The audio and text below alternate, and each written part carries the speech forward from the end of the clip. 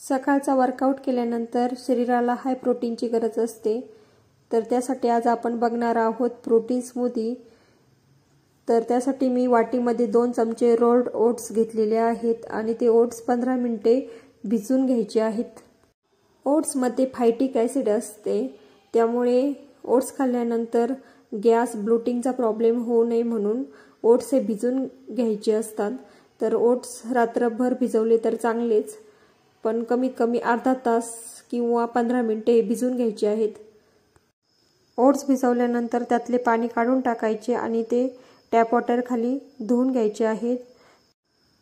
Oats धुतल्यानंतर मी एका मिक्सरच्या भांड्यामध्ये घेतले काढून ते, आणि त्यानंतर त्यामध्ये 1 चमचा जवस घातलंय ओमेगा 3 साठी. त्यानंतर मिक्सरच्या भांड्यामध्ये 1 केळी घातली स्वीटनर म्हणून, 6 बदाम घातले हेल्दी फॅटसाठी. त्यानंतर त्यामध्ये प्रोटीन पावडर घातली 1 चमचा. तर प्रोटीन पावडर कमी जास्त केली तरी चालते. प्रत्येकाची प्रोटीन रिक्वायरमेंट ही वेगवेगळी असते. आपल्या शरीरातल्या प्रत्येक कार्यासाठी डायरेक्टली किंवा इनडायरेक्टली प्रोटीनची गरज असते. प्रोटीनयुक्त आहार जर आपण खाल्ला तर आपल्याला लवकर भूक लागत नाही.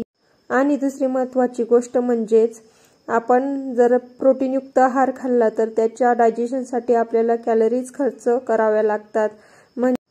म्हणजे आपण प्रोटीनयुक्त आहार खाल्लेला आहे आणि त्या आहारापासून आपल्याला 100 कॅलरीज भेटल्या आपल्या शरीराला, तर त्यातल्या 30 कॅलरीज ह्या तो आहार पचवण्यासाठीच वापरल्या जातात. त्यामुळे आपोआपच आपला वेट लॉस होतो. प्रोटीनबद्दल तिसरी महत्त्वाची गोष्ट म्हणजेच प्रोटीन हे इन्सुलिन आणि ब्लड शुगर स्टेबल ठेवते. प्रोटीनबद्दल चौथी महत्त्वाची गोष्ट सांगायची ठरली तर प्रोटीनमुळे क्रेव्हिंग ही कंट्रोल होते.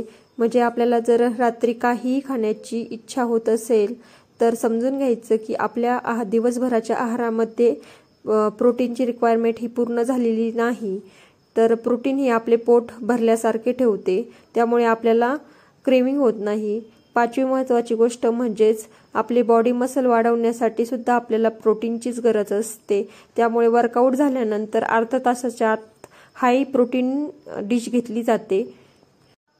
तर येथे तयार झालेली आहे आपली हाय प्रोटीन स्मूदी.